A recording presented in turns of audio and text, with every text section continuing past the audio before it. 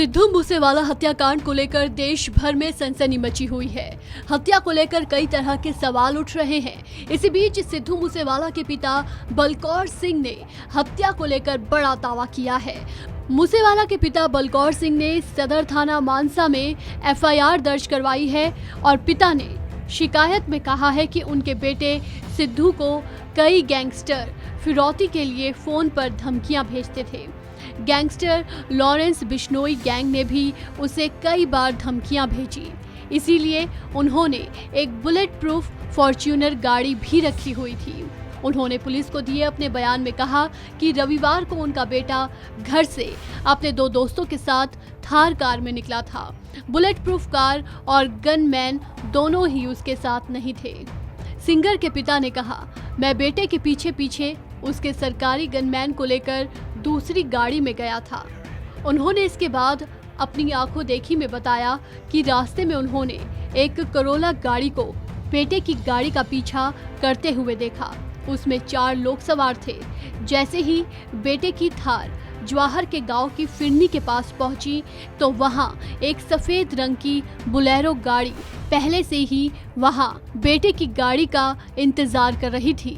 उसमें भी 4 लोग सवार थे। जैसे ही बेटे की थार उस बुलेरो के सामने पहुंची, उसमें सवार 4 लोगों ने अंधाधुंध फायरिंग शुरू कर दी। कुछ मिनटों में फायरिंग करके बोलेरो और करोला सवार मौके से फरार हो गए।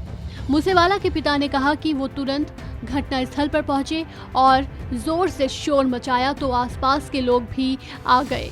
उन्होंने थार में बैठे अपने बेटे और उसके दोनों दोस्तों को मानसा के सरकारी अस्पताल में पहुंचाया, जहां सिद्धू मूसेवाला को मृत घोषित कर दिया गया। बता दें कि 27 साल के पंजाबी सिंगर और कांग्रेस नेता शुभदीप सिंह उर्फ सिद्धू मूसेवाला की हत्या के लिए पुलिस ने हत्या और हत्या के प्रयास और आर्म्स एक्ट की धाराओं के तहत केस दर्ज किया है।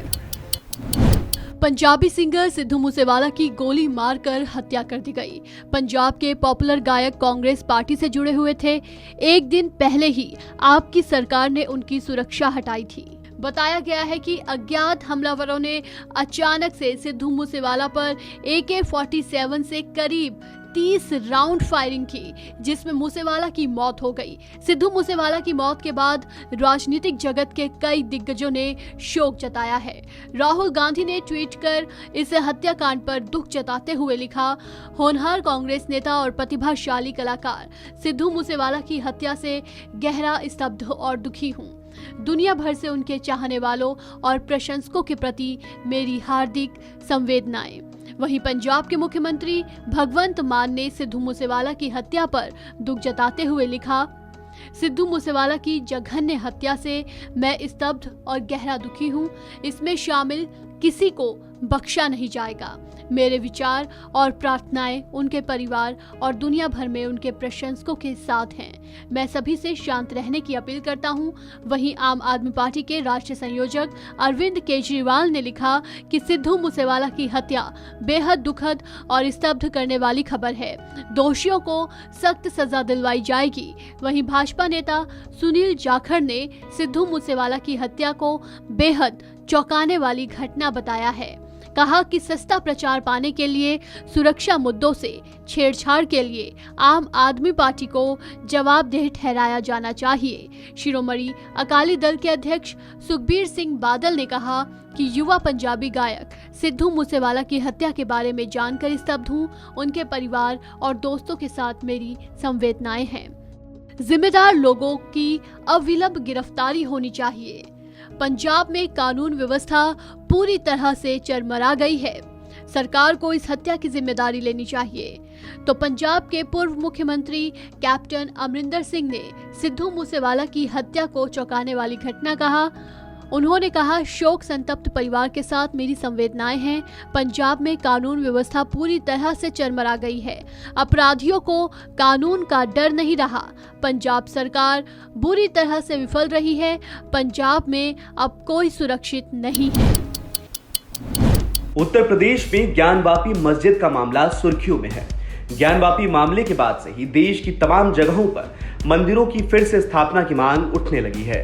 ज्ञानवापी के साथ ही मथुरा मध्य प्रदेश में भोजशाला को लेकर भी चर्चा तेज हो गई है।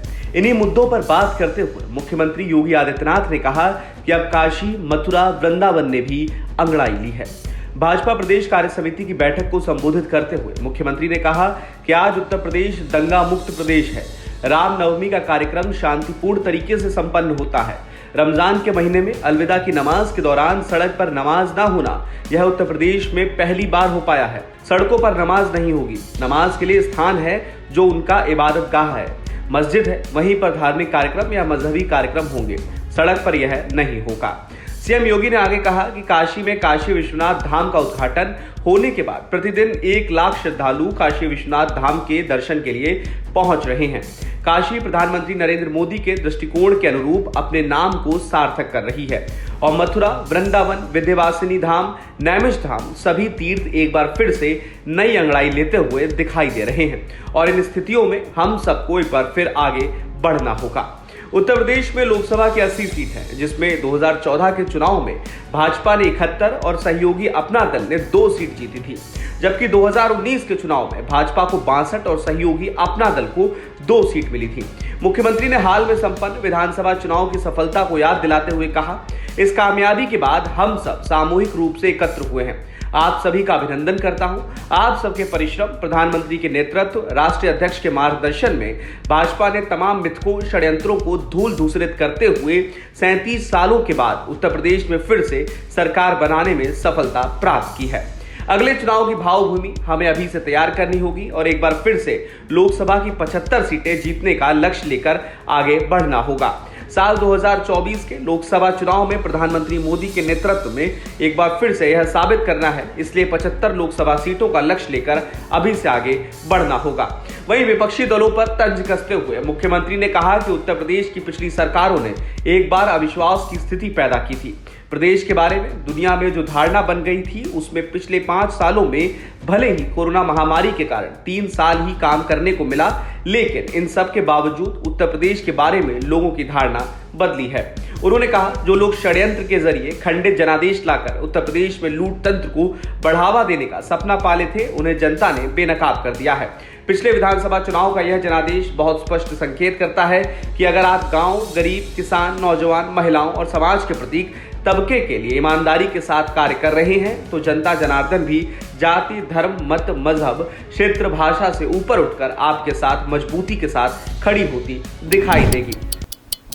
ताजमहल पर विवाद लगातार गर्माता जा रहा है। ताजमहल में नमाज को लेकर आरटीआई के जरिए मांगी गई जानकारी पर भारतीय पुरातत्व सर्वेक्षण विभाग ने चौंकाने वाला जवाब दिया है।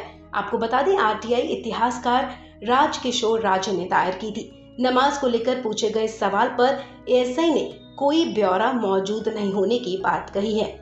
इस जवाब के बाद एक बार फिर ताजमहल में नमाज पर हंगामा बढ़ सकता है। इस आरटीआई को इतिहासकार राजकिशोर राजे ने दाखिल किया था। नमाज को लेकर पूछे गए सवाल पर एएसआई ने कहा कि कोई जानकारी मौजूद नहीं है। इतिहासकार राजकिशोर राजे ने कहा कि शाहजहां के शासनकाल में किसी भी ग्रंथ में नमाज का जिक्र नहीं है। शाहजहां के समय में ताजमहल में आम लोगों के आने पर अनुमति नहीं थी। ऐसे में उस समय ताजमहल में नमाज पढ़ने का प्रश्न ही नहीं उठता। इतिहासकार राजकिशोर राजे ने कहा कि किसी भी ऐतिहासिक स्थल पर धार्मिक गतिविधि नहीं होनी चाहिए।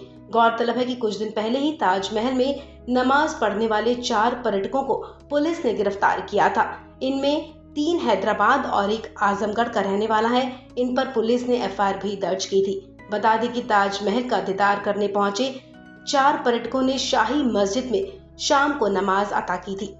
इस पर वहां तैनात सीआईएसएफ के जवानों ने चारों पर्यटकों को हिरासत में लिया था। आरोपी पर्यटकों का कहना था कि वो सभी पढ़ाई करते हैं।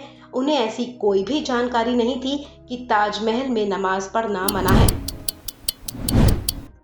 देश में कोरोना वायरस संक्रमण के मामलों में उतार चढ़ाव का दौर जारी है। रोजाना ही कोरोना वायरस के नए मामलों की संख्या हजारों के करीब मिल रही है।